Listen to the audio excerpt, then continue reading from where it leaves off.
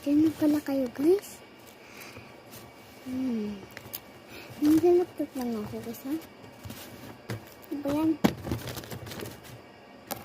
Ate, pahiram ng laptop mo.